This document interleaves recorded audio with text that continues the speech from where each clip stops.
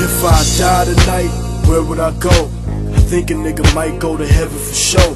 Never thought about the afterlife till I start seeing most of my niggas losing their life to the streets. Got me thinking about all my good deeds, times that I helped someone that was in need. Seen a friend falling, I put him back on his feet. Gave him something, never asked for it back, that was just me. Forgave my pops for leaving us in the street. Stood by mama when she was strung out over the D. Never disrespected my elders, never envy. My heart wasn't born to be jealous, that wasn't in me. Appreciated every day I woke up to breathe. Prayed to the man upstairs before I sleep. If I die tonight, where would I go?